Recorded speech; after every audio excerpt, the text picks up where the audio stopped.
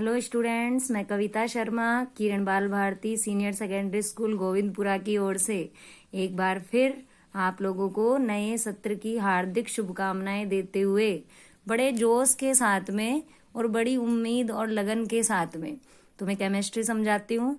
बेटा, मैंने उस दिन पहले एक बार पहले भी आप लोगों से चैप्टर के बारे में, सिलेबस के बारे में डिस्कशन किया था। अब अपन चैप्टर 9 जो कोऑर्डिनेशन कंपाउंड है उसकी IUPAC के बारे में आप लोगों ने सीखा। तो अब अपन वापस एक बार एग्जाम्पल से वापस रिपीट करते हैं कि आखिर कोऑर्डिनेशन कंपाउंड की IUPAC नोमेनक्लेचर को आप बड़े ही इजी वे में किस तरीके से एग्जाम्पल सॉल्व करेंगे। ओके, अब ध्यान दें। देखो, जैसे मेरे पास एग्जाम्पल है, ऊपर लिखा हुआ NaAgCN2। ध्यान दें। देखो, सबसे पहले तो अपन क्या करेंगे, रूल नंबर फर्स्ट कहता है स्क्वायर ब्रैकेट को देखो, दिख गया है स्क्वायर ब्रैकेट।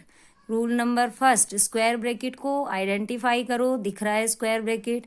उसके बाद ध्यान दे रूल नंबर सेकंड कि अगर स्क्वायर ब्रैकेट से बाहर, बाहर का मतलब एरो दिख रहा है, ये देखो एरो आपको यहाँ शो हो रहा है, इसका मतलब ये है कि इन दोनों डायरेक्शन में, चाहे यहाँ हो चाहे इधर हो, दोनों डायरेक्शन में एरो कहीं भी बाहर अगर कोई भी एटम हो तो अपन कभी भी उसकी क्या नहीं लिखते, संख्या नहीं लिखते कभी भी, केवल उसका क्या लिखेंगे बेटा, कॉमन नेम लिखेंगे।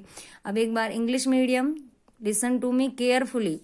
स्क्वायर ब्रैकेट आइडेंटिफाई किया, स्क्वायर ब्रैकेट के बाद में देखो रूल नंबर 1 कि स्क्वायर ब्रैकेट से पहले का मीनिंग ये है कि स्क्वायर ब्रैकेट से दोनों डायरेक्शन में आपको बाहर की तरफ कोई भी एटम, जैसे ऊपर एग्जाम्पल में देखो Na दिख रहा है, अगर कोई भी एटम दिख जाए तो अपन कभी भी उसका नंबर शो नहीं करेंगे। जैसे आप एग्जाम्पल की सीरीज देखेंगे टेबल में, तो एग्जाम्पल की सीरीज में आपको बाहर बहुत सारे एटम्स नजर आएंगे, तो आपको कभी भी एटम का नंबर नहीं लिखना।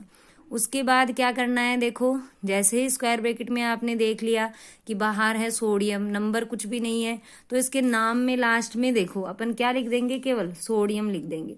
ठीक है, ये हो गया रूल नंबर 1। अब अपन चलते हैं स्क्वायर ब्रैकेट के अंदर। जैसे ही आप स्क्वायर ब्रैकेट के अंदर एंटर करोगे, यहाँ एंटर होते ही सबसे पहले आपको हमेशा मिलेगी मेटल। ओके, यही मेटल पहचानने का तरीका, मेटल हमेशा स्टार्टिंग में होगी। अब आगे जितने भी जुड़े हुए हैं वो सारे लिगैंड है।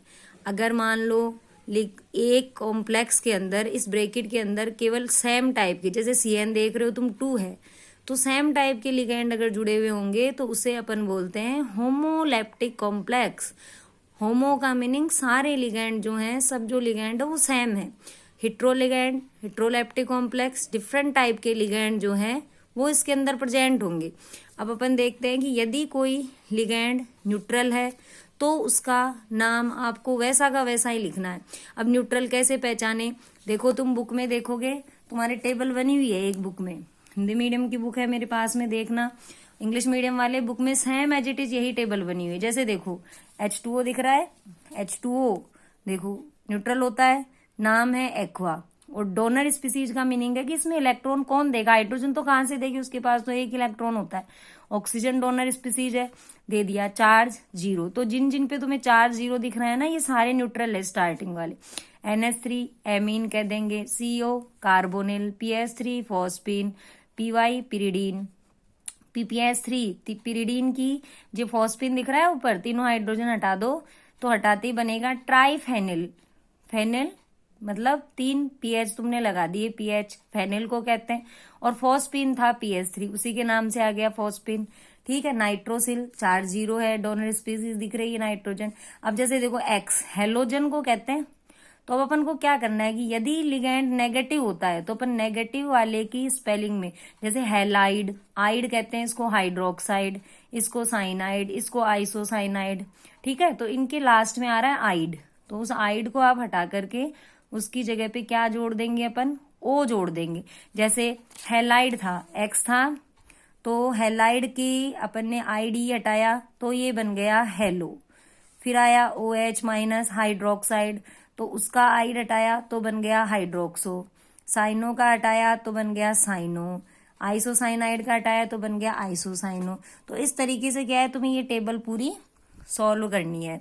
मैंने पहले की क्लास में भी तुम लोगों को समझाया था कि बेटा आपको सबसे पहले ये जो टेबल पूरी दी हुई है ना लिगैंड की, ये टेबल की सीरीज जो है वो याद होनी चाहिए। सीरीज बिल्कुल इजी है, कोई दिक्कत नहीं है इसमें। न्यूट्रल लिगैंड कौन से हैं, -1 चार्ज कौन सा होता है, -2 वाले कौन से हैं, -3 वाले। तो ये टेबल से क्या है तुम लोगों को चार्ज भी याद हो जाएगा, इससे क्या है ऑक्सीडेशन नंबर भी निकल जाएंगे। ठीक है। और अब इधर देखो बाइडेंटेड, जैसे बाइडेंटेड में मैंने तुम्हें EN का एग्जाम्पल दिया था कि इसके अंदर क्या है, देखो दो दिख रहे हैं, दोनों NH2, ये दोनों NH2, ये दोनों डोनर हैं। एक लोन पेयर इसके पास रहा, एक इसके पास, तो दोनों क्या करेंगे, मेटल को इलेक्ट्रॉन एक साथ, ये दोनों दो कोऑर्डिनेशन बॉन्ड बना लेंगे, तो इसलिए अपन इसको बोलेंगे बाइडेंटेड। सेम ऐसे ही देखो ये नेगेटिव वाली ऑक्सीजन है, ये डोनर का काम कर देगी। अब क्या करना है, इसे अपन कहते हैं ग्लाइसिनेटो। ग्लाइसिन एमिनो अम्ल होता है सबसे छोटा, तो एक तो लोन पेयर का काम कर रही है नाइट्रोजन, एक कर देगा ये ग्रुप, समझ गए, ये बाइडेंटेड। अब ट्राई कैसे बनाएंगे, तुम क्या करोगे, इसकी एक हाइड्रोजन हटाना बाई की, और हटा के ऐसे की ऐसे ग्रुप दोबारा लगा देना, मीनिंग CH2 या NH2 वाला ग्रुप दोबारा लगा देना। देखो ध्यान दो, NH2 CH2 यहाँ आता ना, NH2, ये NH2 यहाँ आता, इसकी हाइड्रोजन हटके दोबारा यही ग्रुप रिपीट कर दिया, CH2 NH2, तो बन गया डाई। डाई का मीनिंग एक ये रहा और एक ही रहा, तो डाई एथिलीन ट्राई, क्योंकि 3 दिख रहे हैं मुझे, ट्राईएमीन, समझ गए। अब सेम ही ऐसा इस नीचे वाले एग्जाम्पल में भी करना है, मतलब बाइडेंटेड की टेबल से ट्राइडेंटेड टेबल बनाने के लिए केवल और केवल हाइड्रोजन हटानी है। ये N की हाइड्रोजन हटा दो और इस ग्लाइसिनेटो लास्ट वाले की हटा दो। अब इसकी हाइड्रोजन हटा के दोबारा CH2 और CO नेगेटिव लगा दो। ये देखो CO नेगेटिव, ये रहा इधर CH2, ये रहा। अब यहाँ NH2 आना चाहिए ना, ऊपर वाले को देखते हो तो NH2 की एक हाइड्रोजन हटी, यही ग्रुप दोबारा लग गया, देखो तो बन गया इमिनो डाई। डाई इसलिए क्योंकि दोनों तरफ मुझे एसीटेट ग्रुप दिख रहा है, तो डाई एसीटेटो। चतुर बनाना है, एक हाइड्रोजन हटाई थी ऊपर, नीचे वाले की, सेकंड नंबर वाले की और हटा दो एक हाइड्रोजन, यहाँ है ना दोनों के पास NH2 तो इसकी भी हटा देंगे। तो ध्यान दो, देखो NH2 CH2 NH2 ये आना चाहिए ना, तो अपन ने इसकी हाइड्रोजन हटाई, CH2 NH, दोबारा देखो वो का वही ग्रुप रिपीट हो जाएगा। आ गया अच्छे से समझ में। अब अपन क्या करेंगे, इसी प्रकार से इसमें बनाना है, तो इसमें भी वही चीज होगी। इसकी एक हटाई थी तो ट्राई बना था, ट्राइडेंटेड। अब एक और हटा दो, मतलब नाइट्रोजन की बची हुई दोनों हाइड्रोजन हटा के यही ग्रुप लगा देंगे CH2 वाला, तो अब ये बन जाएगा तुम्हारे ट्राई एसीटेटो ग्रुप। ठीक है, तो ये तो हो गई तुम्हारे टेबल। EDTA है, EDTA ध्यान दो, दोनों का काम, एक तो EDTA पेंटाडेंटेड और EDTA -3 से इसका पूरा नाम बोलेंगे। E का मीनिंग एथिलीन, D का मीनिंग डाईएमीन, T का मीनिंग, चार्ज को देखो 3 है तो अपन बोलेंगे ट्राई, और चार्ज अगर 4 है तो अपन बोलेंगे टेट्रा, तो ट्राई एसीटेटो आयन। अब ध्यान दो, एसीटेट आयन होता है ये, तो एसीटेट का वही ई हटा करके अपन O लगा देंगे तो एसीटेटो बन जाएगा। ये स्ट्रक्चर ध्यान दें कैसे बनाएंगे, बहुत ही इजी स्ट्रक्चर है। देखो कैसे बनाओगे, एथिलीन तो मतलब एथीन बना लो, CH2 डबल बॉन्ड CH2, ये बन गया ई का मीनिंग एथिलीन, समझ गए।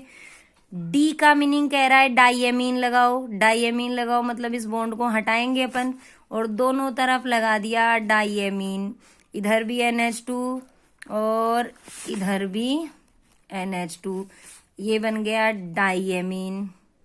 टी का मीनिंग कह रहा है ट्राई, ट्राई का मीनिंग हो गया 3 हटानी है, तो 2 इधर की हाइड्रोजन हटा दी और एक हटा देंगे यहाँ की हाइड्रोजन, और हटा कर के तीनों हाइड्रोजन के ऊपर ए लगा दो। ए का मीनिंग एसीटेट ग्रुप लगा दो, CH2 CO minus CH2 CO minus और इधर भी CH2 COO माइनस, तो बन जाएगा EDTA। चार्ज देख रहे हो, -1 -2 और -3, तो इस पे आ जाएगा -3।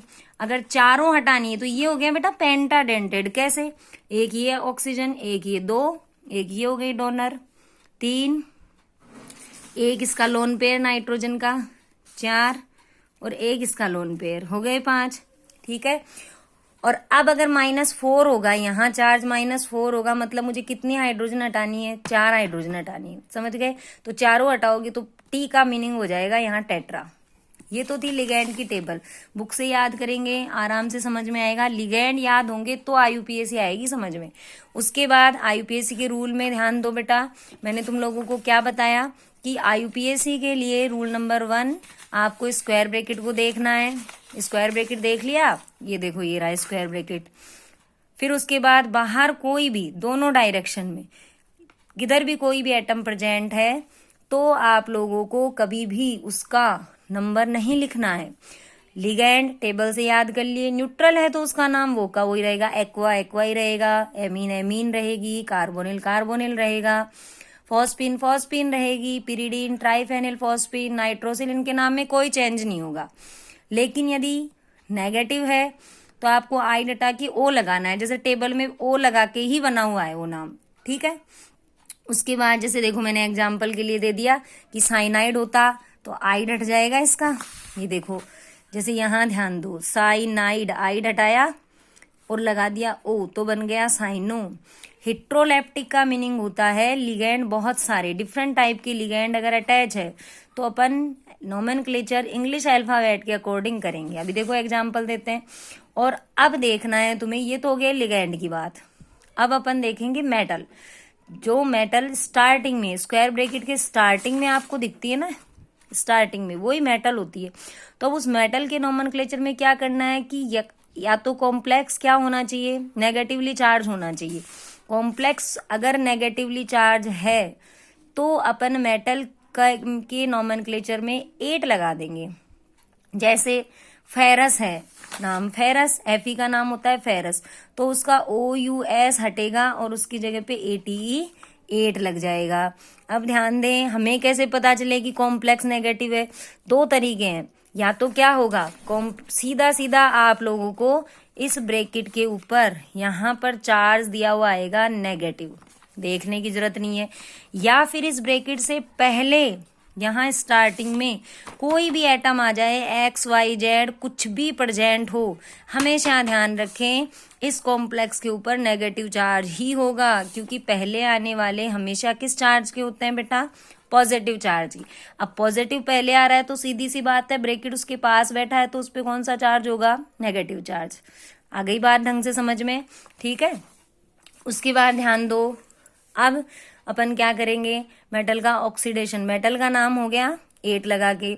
अब उसका ऑक्सीडेशन नंबर निकालना है, जो तुमने 11th में भी सीखा था, इजी है बिल्कुल। आपको ये चार्ज याद होने चाहिए लिगैंड के, ठीक है। और मेटल को अपन X मान लेंगे, चार्ज निकाल। जैसे अब इस एग्जाम्पल को सोल्व करते हैं अपन, तो ध्यान दो। सबसे पहले देखो इसके बाहर देखो ब्रैकेट पहचान लिया, ब्रैकेट के बाहर Na, तो नाम क्या हो गया, कॉमन नेम सोडियम। अंदर चलेंगे ब्रैकेट के अंदर, जाते ही नंबर देखेंगे 2, तो अपन बोलेंगे डाई, फिर साइनाइड का बन गया साइनो। और अब ध्यान दो, इससे लैटिन वर्ड में कहते हैं अपन अर्जेंटम, चांदी है ये, गोल्ड सिल्वर, तो सिल्वर को अपन कहते हैं अर्जेंटम। हम हटके 8 लगेगा तो बन जाएगा अर्जेंटेट। समझ रहे हैं कब लगाना है 8, कॉम्प्लेक्स के पहले कोई प्रेजेंट हो जब, या फिर नेगेटिव चार्ज हो जब। तो पहले आ गया ना सोडियम तो अर्जेंटेट हो जाएगा। ऑक्सीडेशन नंबर निकालेंगे, इसको मान लिया X, इसके ऊपर चार्ज होता है +1, अब एक ये तो +1 ही रहेगा, इस पे हो गया -2, तो -2। अब देखो आंसर आया -1, इक्वल में आता है ब्रैकेट के ऊपर का चार्ज जो है 0, तो X = उधर लेके जाओगे +2, फिर आ जाएगा -1, इक्वल में आंसर आ गया +1। और अब यहाँ आ गया अर्जेंटेड फर्स्ट। ये आपको किस में लिखना है, रोमन काउंटिंग में, और स्मॉल ब्रैकेट में इसको बंद कर दो। आ गई बात समझ में। अब देखो, अब अपन नेक्स्ट एक एग्जांपल और देखते हैं। देखो जैसे ये देखा CrF6-3, सबसे पहले ना आगे एटम इधर दिख रहा है ना इधर दिख रहा है, तो एक बहुत इंपॉर्टेंट चीज जो अपन छोड़ रहे हैं वो क्या है, देखो ये स्क्वायर ब्रैकेट पहचान लिया। स्क्वायर ब्रैकेट में कोऑर्डिनेशन बॉन्ड होता है। लिगैंड और मेटल के नाम में कभी भी गैप नहीं आना चाहिए। जो लाइन खींची ना, हिंदी मीडियम वाले ध्यान से सुनेंगे कि अगर आप हिंदी में नाम लिखते हो ना तो गैप नहीं देना, उस पर पूरी एक सीधी लाइन खींच देनी है। और इंग्लिश मीडियम वाले अगर नाम लिखेंगे तो उसमें क्या करेंगे, केवल गैप नहीं देंगे। देखो जो अल्फाबेट लिखोगे ना उसमें गैप नहीं देना। तो हेक्सा, 6 को कहेंगे हेक्सा। फिर आ गया तुम्हारे पास फ्लोरो, क्योंकि फ्लोराइड होता है, ID हटेगा, O लग जाएगा, फ्लोरो। फिर आ गया, देखो नेगेटिव चार्ज है तो क्रोमियम का EM हटके लग जाएगा 8, तो बन जाएगा क्रोमेट। अब ध्यान दो, ऑक्सीडेशन नंबर निकाला, X मान लिया। एक फ्लोराइड के ऊपर चार्ज कितना होता है, -1। इनटू में कितने फ्लोराइड हैं, 6। इक्वल में चार्ज आता है ब्रैकेट के ऊपर का, -3। तो x इज इक्वल टू कितना आ जाएगा, 6 - 3 इज इक्वल टू +3। समझ गए। तो यहाँ ये अपने को लिखना है रोमन में। अब ये आयन वर्ड क्या है वो सुने, कि अगर स्क्वायर ब्रैकेट पे कोई भी चार्ज दिख जाए आयनिक स्टेट में, वो चाहे प्लस में हो चाहे माइनस में, तो लास्ट में आपको वहां क्या लगा देना है, आयन लगा देना है। आ गई बात ढंग से समझ में। अब देखो तुम्हारे यहाँ मैंने पहले भी बताया था, पहले की क्लास में भी, कि यहाँ 20 एग्जाम्पल की तुम्हारे एक टेबल बनी हुई है। देखो बनी हुई है। इन एग्जाम्पल में किसी भी एग्जाम्पल को देखो, जैसे मान लो मैंने कोई भी एग्जाम्पल, जैसे ये एग्जाम्पल है अपन ने सॉल्व किया, इधर देखो तो ब्रैकेट के बाहर के दिख रहा है, नाम में क्या लिख देंगे, पोटेशियम। ये चीज ध्यान दें, ये इसमें गैप नहीं आता है ब्रैकेट की चीज में। तो सबसे पहले के लिखा हुआ है, नाम हो गया पोटेशियम। अब ब्रैकेट के अंदर चलेंगे, देखो ये हिट्रो दिख रहा है क्योंकि यहाँ Cl भी है और NH3 भी है। अब इंग्लिश अल्फाबेट के अकॉर्डिंग नाम लिखेंगे, तो NH3 का नाम एमीन, ऊपर स्पेलिंग में आता है A। Cl के नाम में आता है C। तो बताओ पहले किसको लिखेंगे अपन, एमीन, तो अपन ने लिख दिया एमीन। फिर चलो ट्राई, क्योंकि 3 दिख रहे हैं इसलिए ट्राई। फिर हो गया क्लोरो, क्योंकि क्लोराइड का हो जाएगा क्लोरो। उसके बाद देखो ब्रैकेट के पहले के बैठा है इसलिए प्लेटिनम का हो जाएगा प्लेटिनेट। और लास्ट में इसका ऑक्सीडेशन नंबर निकालोगे तो इसका है +1 बाहर वाले का, अंदर है -3। सॉल्व करोगे आएगा -2, क्योंकि NH3 का तो होता है 0, और इक्वल के अंदर आ जाएगा तुम्हारे पास में +2, जिसको अपन लिख देंगे रोमन में सेकंड।